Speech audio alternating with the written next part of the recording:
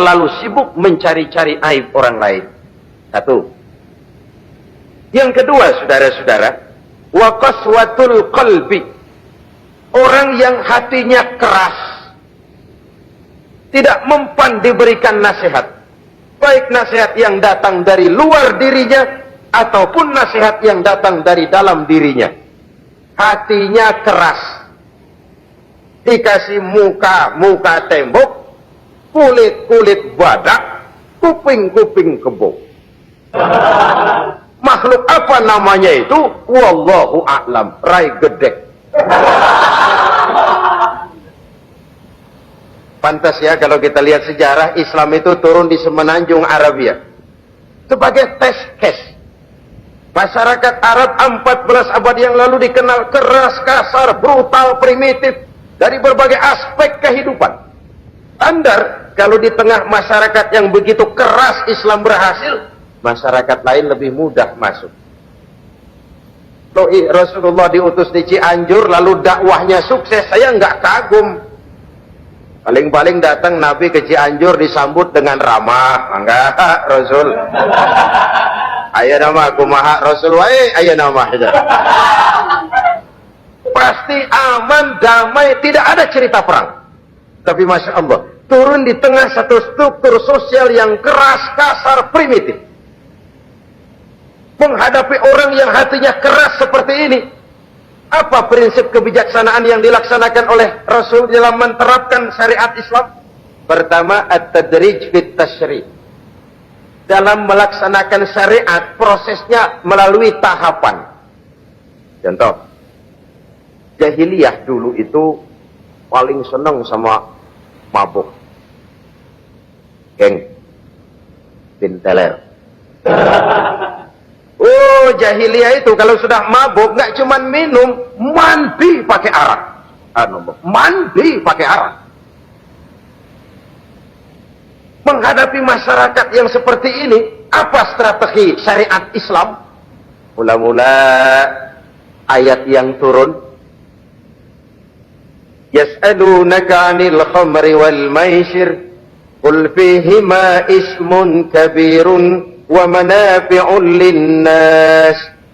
Mereka bertanya kepada wahai Muhammad tentang arak. Katakan, arak itu ada manfaatnya, tapi juga ada bahayanya. Bahayanya lebih besar daripada manfaat.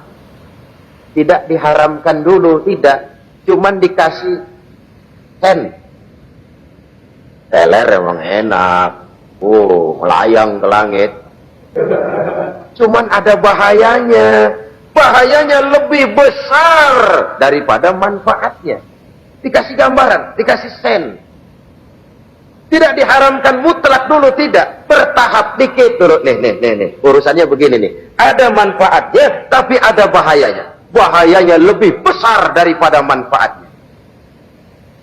Lihat rasio berpikir. Setelah tahu bahayanya lebih besar, kan dikit-dikit mulain jauh. Mulain ngurangin, jaga jarak. Setelah ada jarak, turun peringatan kedua. La taqrabus salata wa antum sukara. Jangan dekati sholat kalau kamu lagi mabuk. Sholat sehari semalam 5 kali. Berarti 5 kali mereka harus jaga diri. Jangan sampai mabuk. Makin jauh. Setelah jauh sekali, kira-kira tidak goyah, turun vonis. Innamal khamru wal maisir wal ansab wal azlamu rijsun min amali syaitan fajtanibu la'allakum tuflihun. Arak itu najis, kotor, perbuatan setan. Jauhi, pasti kamu akan beruntung. Baru timbul hukum haramnya. Orang udah nggak kaget. Kenapa? Pagi-pagi udah dikasih sen. Bahayanya lebih besar. Kalau sholat jangan, kalau mabuk jangan mendekati sholat. Makin jauh. Ini tahapan.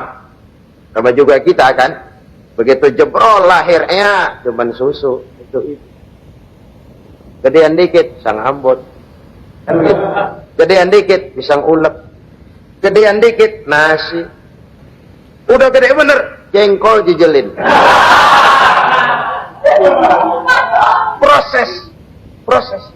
Coba bayi begitu lahir kasih pisang batu, deng. Gak kuat menerima Belum waktunya. Ini proses yang dilaksanakan oleh strategi syariat Islam untuk mengobati penyakit qaswatul qalbi ini. Keras hati. Syariatnya bertahap. Tidak drastis.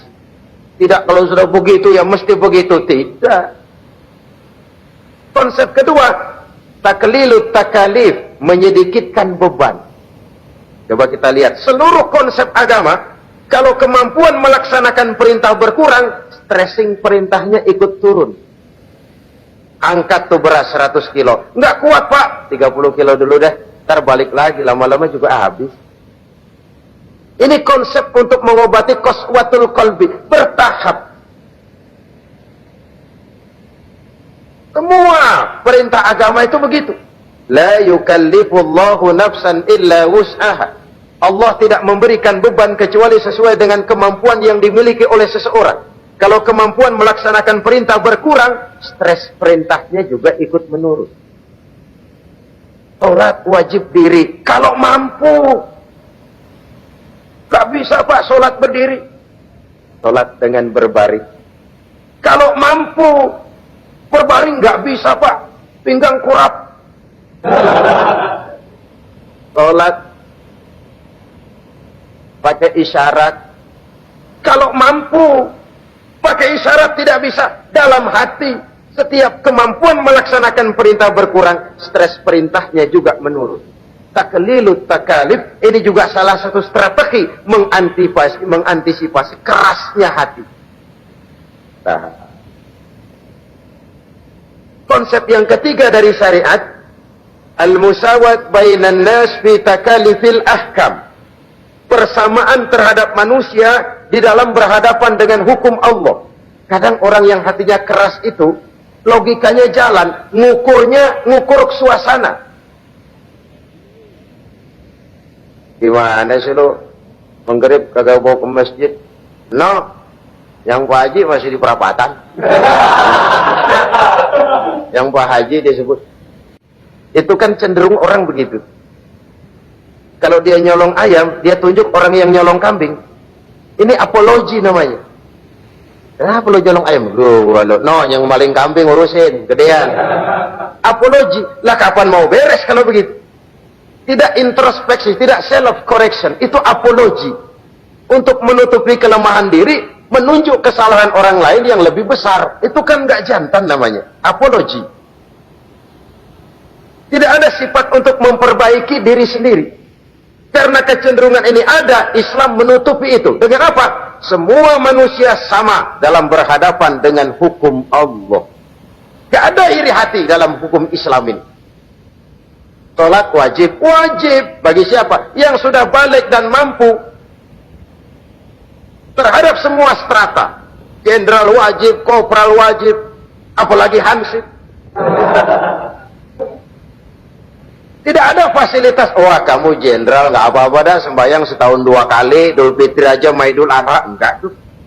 Semua manusia sama dalam berhadapan dengan hukum Allah.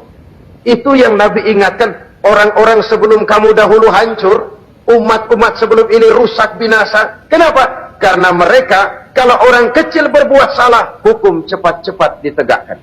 Tapi kalau yang besar berbuat salah, mereka diam pura-pura tidak tahu. Jadi apa ini? Yang namanya mafia peradilan bukan cuma zaman ayeuna. Sejak zaman sebelum Islam, Nabi sudah mengingatkan. Mereka dahulu hancur. Kenapa? Kalau orang kecil berbuat salah, hukum buru-buru ditegakkan. Rame-rame dikeroyokin. Giliran yang gede berbuat salah, diam pura-pura enggak tahu. Hukum pakai pandang bulu. Saudara-saudara kaum muslimin, rahimakumullah. Oleh karena itu, orang yang keras hati, itu bisa merusak amalnya sendiri. Enggak mempan nasihat, rai gedek, muka-muka cuek. Baik nasihat yang dari luar maupun nasihat yang dari dalam, enggak mempan. Kan dalam hidup ini ada nasihat dari luar, dari orang lain, bisa dari fenomena kehidupan. Ini juga nasihat. Oh, dia itu kaya, tapi pelit. Hatinya begitu ya. Katanya menteleng. Itu kan nasihat. Itu kan nasihat.